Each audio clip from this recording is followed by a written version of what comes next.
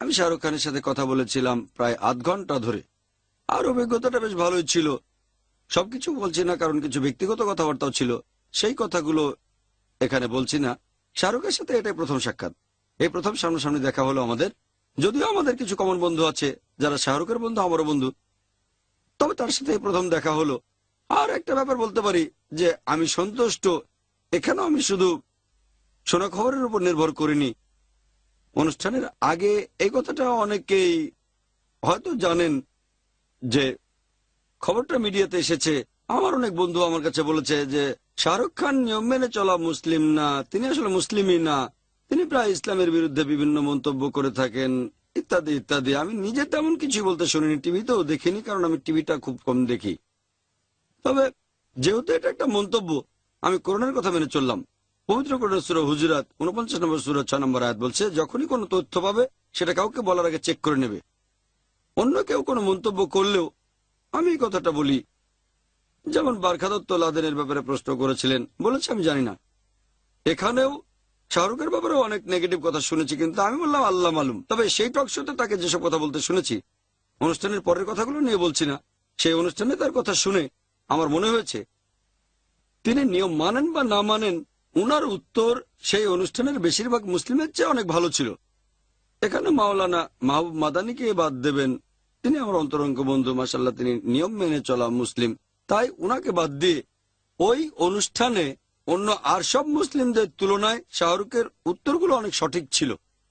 তিনি এটাও মানলেন, নিজেই স্বীকার করলেন, যদিও তিনি অভিনয় করেন, নাচ গান করে থাকেন, তিনি স্বীকার করলেন এগুলো হারাম, ওনার সৎসাহস আছে। আরো বললেন যে তিনি কম জানেন, তবে তিনি আরো বলেছেন যে বিস্তারিত জানতে গেলে আপনারা আলেম মাওলানা জিজ্ঞেস করেন। তাহলে সেই অনুষ্ঠানে অন্য সব মুসলিমের চেয়ে তার উত্তরগুলো অনেক বেশি সঠিক ছিল। আর অনুষ্ঠান শেষে তার সাথে আমার কথা হলো, সেখানেও মুসলিমদের আইডেন্টিটি নিয়ে কথা বলেছিলাম। তিনি বললেন, ডক্টর জাকির নায়েক, ডক্টর জাকির সাহেব, আপনার কি মনে হয় দাড়ি রাখা আর টুপি পরা এটা কতখানি গুরুত্বপূর্ণ? আমিও ব্যাখ্যা করে বললাম, এটা তো টক শো না, বারখাদত্তও নেই। তাই শাহরুখ খানের কাছে ব্যাখ্যা করতে বাধা থাকলো না, কেউ আমাকে বাধা দিল না। আমি তাকে বললাম, ধরেন আপনি কোনো পরীক্ষা দিচ্ছেন, হয়তো একটা প্রশ্নের জন্য 1 নম্বর, কোনো প্রশ্নে 10 নম্বর, কোনো প্রশ্নে 20 নম্বর। মুসলিম আইডেন্টিটি, মাথায় টুপি আর মুখে দাড়ি, যদিও এটার গুরুত্ব সবচেয়ে বেশি নয়, তারপরে গুরুত্ব আছে, ধরলাম সেটা 1 নম্বর। আসলে হলো ব্যবহার, সৎভাবে চলাফেরা করা, সত্য কথা বলা, ইসলামের এইসব নির্দেশ, এটার জন্য হয়তো 10 নম্বর অথবা 5 নম্বর। তাই যদিও দাড়ি রাখাটা সবচেয়ে গুরুত্বপূর্ণ না, এই 1 নম্বর বাদ দিয়ে আপনি 5, 10, 20 নম্বরের দিকে মনোযোগ দিতে পারেন। কিন্তু কেউ যদি পরীক্ষায় লেটার মার্ক পেতে চায়, সে 1 নম্বরও পাওয়ার চেষ্টা করবে। যেমন ধরুন আমরা যখন মেডিকেল কলেজে পরীক্ষা দিতাম, সেখানে অর্ধেক নাম্বারও পাওয়ার চেষ্টা করতাম। চেষ্টা করছেন 90-এর উপরে পাবেন, কিন্তু 90-এর উপরে পেতে গেলেই এটা খুবই গুরুত্বপূর্ণ। দাড়ি গুরুত্বপূর্ণ, টুপিও গুরুত্বপূর্ণ, এগুলো সুন্নতের একটা অংশ।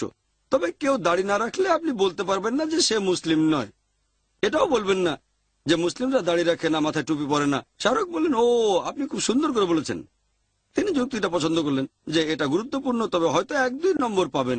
সবচেয়ে গুরুত্বপূর্ণ হচ্ছে আমল, যেমন সৎভাবে জীবনযাপন করা, নামাজ আদায় করা, শিরক না করা, এগুলো গুরুত্বপূর্ণ বেশি। আর এই কথাটা আমি আগে বলেছি যে যদি কোনো মানুষ মুখে দাড়ি না রাখে, এটা 70টা বড় গুনার মধ্যে পড়বে না। ইমাম আজ-জাহাবি নামে একজন আলেম আছেন, তিনি ইসলামের 70টা বড় গুনার একটা তালিকা তৈরি করেছেন। প্রথমটা হলো শিরক, তারপর খুন, এরকম আরো অনেক। তবে দাড়ি রাখাটা সেখানে নেই। তার মানে এই না যে এটা গুনাহ নয়। অনেক আলেম বলেন দাড়ি রাখাটা সুন্নত, মুস্তাহাব, উৎসাহ দেওয়া হয়েছে। অনেক আলেম বলেন মুখে দাড়ি রাখাটা হচ্ছে ফরজ। যাই হোক, দাড়ি না রাখাকে কেউ বড় গুনাহ বলেননি, হয় এটা ছোট গুনাহ, রাখাটা গুরুত্বপূর্ণ সুন্নাহ। তাই দাড়ি না রাখলেও বড় গুনাহ হবে না। আশা করি উত্তরটা পেয়েছেন।